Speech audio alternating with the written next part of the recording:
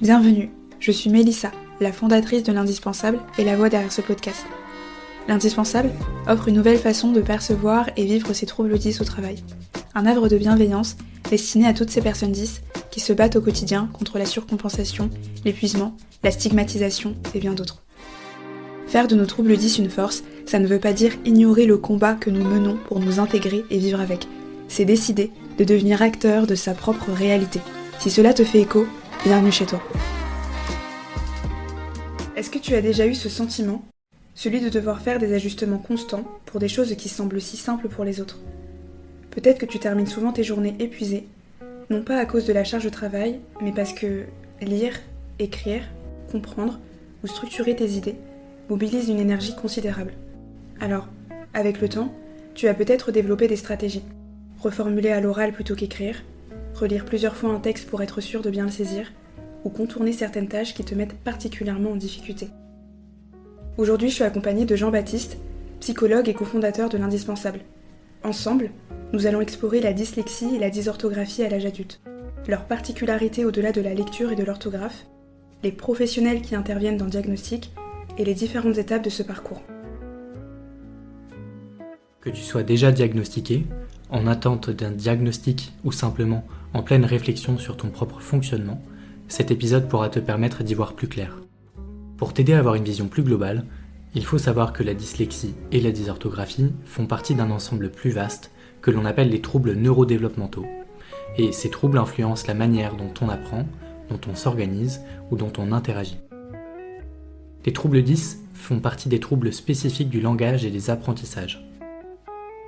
Pour rentrer un peu plus dans le détail, la dysorthographie impacte directement la production écrite. Elle peut rendre difficile la structuration des phrases, l'application des règles grammaticales et même la segmentation des mots. Même quand le mot est connu, il peut sembler particulièrement difficile à écrire. La dyslexie, quant à elle, est un trouble spécifique du langage écrit et peut rendre la lecture plus complexe. Elle affecte la capacité à reconnaître et manipuler les mots. Elle se traduit par une lecture lente, souvent marquée par des inversions de lettres ou des difficultés à automatiser certains processus. On associe souvent la dyslexie à une simple difficulté de lecture et la dysorthographie à des fautes d'orthographe récurrentes, alors que ces troubles sont bien plus complexes et impactent bien au-delà de ces aspects. Différentes choses peuvent se manifester, peut-être qu'elles feront écho à ce que tu vis au quotidien. Par exemple, il y a des moments où on peut ressentir une surcharge mentale. Lire, écrire, raisonner demande un effort bien plus important pour nous. Même sans trouble déficitaire de l'attention, notre concentration peut être instable, parce que nous sommes souvent en situation de double tâche, contraints de mobiliser plusieurs fonctions cognitives en même temps. Tu as peut-être déjà essayé d'écouter une explication en prenant des notes, tout en jonglant entre ce que tu entends et ce que tu dois écrire, le tout en espérant ne pas perdre d'informations essentielles entre-temps. En tant que personne dyslexique, ce genre de situation peut rapidement saturer notre capacité à traiter l'information, ce qui rend chaque tâche plus exigeante et plus épuisante. Cela peut également entraîner une fatigue intense en fin de journée, un besoin de pause plus fréquent pour retrouver mentalement une certaine clarté. Elle peut aussi provoquer cette sensation de brouillard, comme si chaque information venait se superposer à la précédente sans laisser le temps de l'assimiler. Parce que notre cerveau ne se contente pas d'exécuter une tâche, il compense, il anticipe, il s'adapte en permanence pour parvenir à faire ce qui est instinctif et ne demande aucun effort pour des personnes lambda. Il peut aussi y avoir des difficultés de mémorisation et d'organisation, ce qui influence la prise de notes, la gestion des tâches ou encore la capacité à s'adapter aux consignes complexes. Nous pouvons par exemple être en difficulté lorsqu'il s'agit d'apprendre les règles d'un jeu de société, de retenir un numéro de téléphone ou que l'on perd le fil conducteur d'une histoire, mais aussi avoir du mal à suivre une conversation tout en organisant nos idées pour répondre. Au-delà de ces caractéristiques, la dyslexie et la dysorthographie ne se manifestent pas de la même manière pour tout le monde. Ces troubles existent sur une échelle, avec des degrés de sévérité différents d'une personne à l'autre, légers, modérés, voire sévères. Pour t'aider à mieux comprendre, je vais t'illustrer tout ça en images. Imagine que ton cerveau fonctionne comme une radio. Quand la station est bien réglée, sans trouble 10, tout est clair, et on comprend facilement ce qui est dit ou joué. Mais avec un trouble dyslexique ou dysorthographique, la fréquence est brouillée. Quand le trouble est léger, c'est comme un léger grésillement qui parasite le son. Tu peux toujours comprendre, mais cela demande plus d'attention et d'effort. Pour un trouble modéré, le brouillage est plus fort. Certains mots, certaines phrases sont hachés. Et il faut une concentration intense pour suivre et ne pas perdre le fil. Pour un trouble sévère, ces grésillements sont si présents qu'il devient presque impossible de saisir l'ensemble.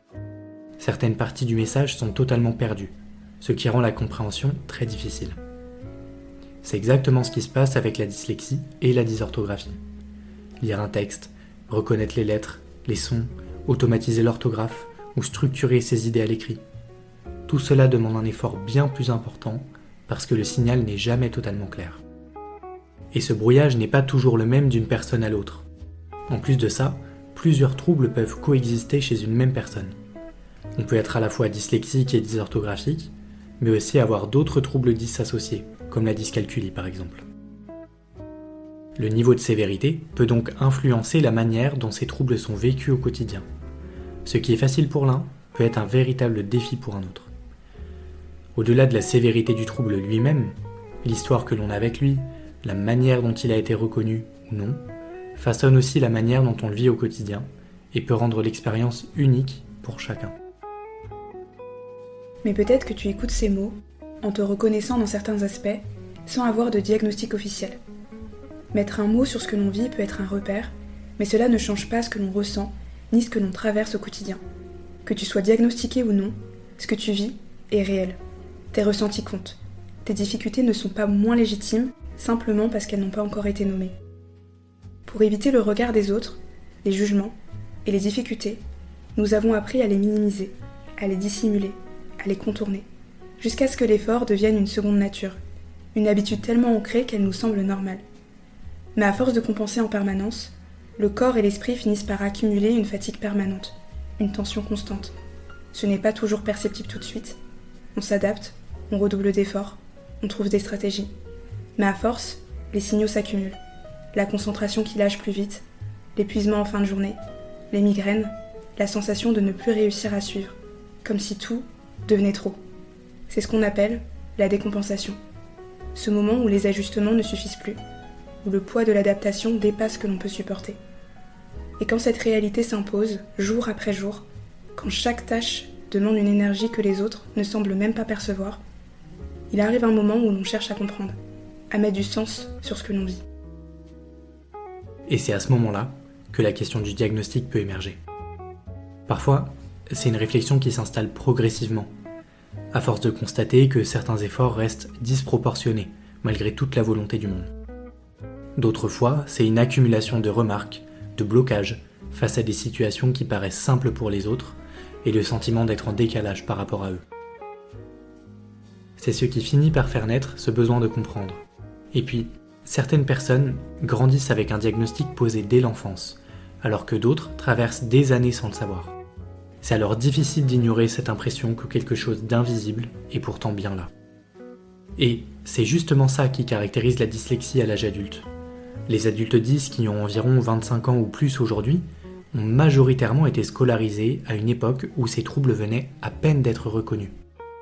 En 2005, une loi a permis de les reconnaître officiellement, mais l'évolution des techniques pédagogiques et le repérage de ces troubles ne s'est pas fait immédiatement. Donc beaucoup de personnes dys scolarisées à l'époque n'ont pas été diagnostiquées et n'ont jamais eu l'occasion de mettre des mots sur leurs difficultés. Entamer un diagnostic quand on se pose des questions, c'est une démarche qui peut apporter de la clarté et qui aide à mettre enfin des mots sur ce qui semblait insaisissable. Peut-être qu'on t'a déjà dit que tu étais feignant, incapable, alors que tu fournissais pourtant de réels efforts. Pour beaucoup, le diagnostic est un nouveau regard sur le parcours vécu jusqu'à maintenant. C'est réaliser que non, ces difficultés n'étaient pas un manque de volonté ou d'intelligence, mais bien la conséquence d'un trouble méconnu, qui a été porté en silence, souvent seul et sans explication. Et pour l'avoir vécu, je sais à quel point ce cheminement peut être particulièrement bouleversant. Mais avant d'en arriver là, il y a un parcours à suivre, un processus qui repose sur plusieurs étapes et l'intervention de professionnels spécialisés. Mais se lancer dans un parcours de diagnostic peut vraiment sembler flou. On ne sait pas par où commencer, ni en quoi chaque spécialiste peut réellement aider. Entre orthophonistes, neuropsychologues, médecins spécialisés, tous jouent un rôle, mais leur approche diffère et comprendre leurs spécificités permet d'aborder cette démarche avec plus de sérénité. C'est justement ce que nous allons explorer ensemble maintenant. En premier lieu, la première personne avec qui parler de ta volonté de faire un diagnostic pour la dyslexie ou dysorthographie est généralement ton médecin généraliste. Il pourra t'aiguiller vers les professionnels dans ton secteur pour établir le diagnostic. Ce rendez-vous, c'est aussi le moment de poser des mots sur tes difficultés du quotidien, en illustrant d'exemples. C'est aussi avec ton médecin généraliste que tu pourras entreprendre les démarches pour la RQTH, reconnaissance de la qualité de travailleur handicapé. Nous avons d'ailleurs créé un mini-guide gratuit pour te guider sur les démarches à mettre en place pour cette reconnaissance. Tu le trouveras dans la description de ce podcast. Ensuite, c'est vers un orthophoniste que tu seras sans doute redirigé. Que ce soit au moment d'un premier diagnostic ou dans un parcours de suivi, l'orthophoniste est un acteur clé lorsqu'on parle de dyslexie et de dysorthographie. Il est spécialisé dans les troubles du langage, c'est donc un des premiers professionnels à consulter lorsque les difficultés persistent avec la lecture, l'écriture ou l'orthographe, et que l'on souhaite se faire diagnostiquer à ce niveau. Mais ce qu'on ne sait pas toujours, c'est que tous les orthophonistes n'ont pas la même spécialisation. Par exemple, certains sont plus axés sur le langage oral et d'autres sur la dyscalculie. Pour un bilan ou un suivi adapté à la dyslexie et à la dysorthographie, il est important de se tourner vers un orthophoniste spécialisé dans le langage écrit. Mais quand on parle de dyslexie ou de dysorthographie, on pense souvent aux difficultés liées à la lecture et à l'orthographe. Pourtant, ces troubles existent rarement seuls. Ils interagissent avec d'autres aspects du fonctionnement cognitif sans qu'on en ait pleinement conscience. C'est une conséquence directe des efforts que demandent la lecture, l'écriture et le traitement des informations. Le neuropsychologue peut justement t'aider à mieux comprendre ces ajustements invisibles que tu fais sans même y penser. À travers un bilan, il met en évidence les forces et les freins qui influencent ton quotidien. Il évalue par exemple la mémoire de travail ou encore l'attention. Lors de cette évaluation, il arrive que certains signes évocateurs de troubles associés apparaissent. Dans ce cas, le neuropsychologue contribue au diagnostic et pourra orienter vers d'autres professionnels comme un psychiatre pour obtenir une évaluation plus poussée. Par exemple, pour un trouble déficitaire de l'attention avec ou sans hyperactivité. Comme tu peux le constater, chaque professionnel apporte une pièce au puzzle du diagnostic et de la compréhension de son fonctionnement. Mais il y a un aspect que ces bilans ne mesurent pas, l'impact émotionnel. Parce que quand on est 10, on peut avoir une sphère émotionnelle très chargée, notamment en raison d'un passif scolaire parfois douloureux qui semble se prolonger dans la vie professionnelle. Ce n'est pas en sortant de l'école que les troubles s'arrêtent. On a beau chercher à limiter leur impact, ils sont toujours là. C'est d'ailleurs à travers le regard des autres qu'on s'en rend compte. Les soupirs, les yeux levés au ciel, les moqueries, les remarques blessantes, qui finissent par s'inscrire profondément. Alors on s'impose des exigences, on cherche à faire mieux, à faire plus, à compenser. Et lorsqu'un diagnostic est posé, c'est là qu'il y a un basculement, un soulagement, mais aussi une onde de choc, parce que tout ce qui semblait être un manque de rigueur ou d'attention trouve enfin une explication. Mais comprendre ne signifie pas accepter. Déconstruire des années de doute et de remise en question demande du temps. Réaliser que ces difficultés sont le fruit d'un fonctionnement différent, c'est une étape en soi. Nous n'avons jamais été moins capables, simplement jamais compris comme nous aurions dû l'être. C'est là que le psychologue peut jouer un rôle utile. Il ne pose pas de diagnostic, mais il accompagne dans la régulation des émotions liées à ces particularités. Il peut accompagner à travailler sur l'estime de soi, après des années à devoir prouver sa valeur et ses capacités.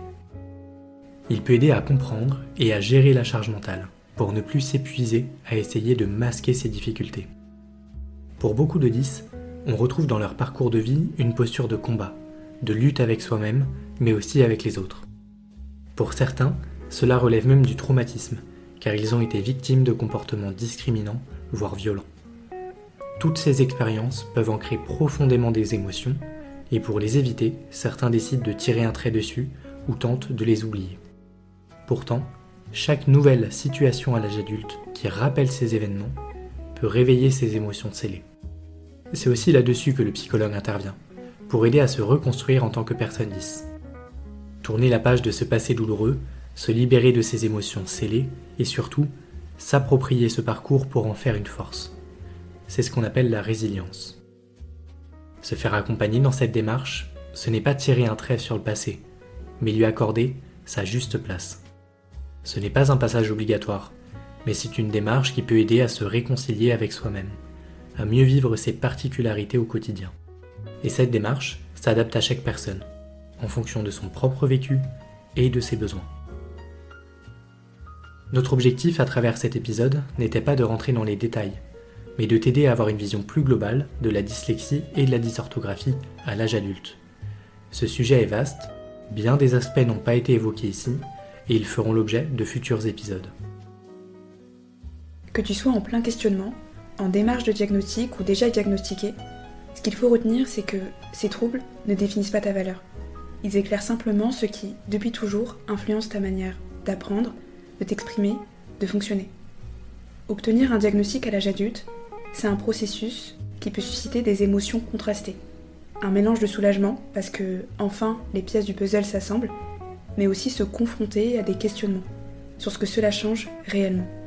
Parce que pour la plupart d'entre nous, il a fallu avancer sans réponse face à ces expériences et ressentis. Quel que soit l'endroit où tu te trouves dans ce parcours, chaque prise de conscience compte, parce qu'il n'y a pas d'étape plus valable qu'une autre. Chaque questionnement a sa valeur, et ce n'est pas la rapidité avec laquelle tu y arrives qui importe, mais le fait que ce chemin soit le tien, à ton rythme, en respectant ce dont tu as réellement besoin. Pour finir, n'oublie pas, tu es l'architecte de ta réalité. Je t'invite à cultiver la confiance en ton potentiel et la bienveillance envers toi-même pour faire respecter la personne que tu es. J'espère que cet épisode t'a plu et qu'il t'a offert des clés pour avancer. Si ces mots ont trouvé un écho en toi, je t'invite à t'abonner pour continuer ensemble à cultiver notre singularité. Et si tu penses que cet épisode pourrait aider une personne 10, n'hésite pas à le partager. D'ici là, je te souhaite de prendre soin de toi et on se retrouve lundi prochain pour un nouvel épisode.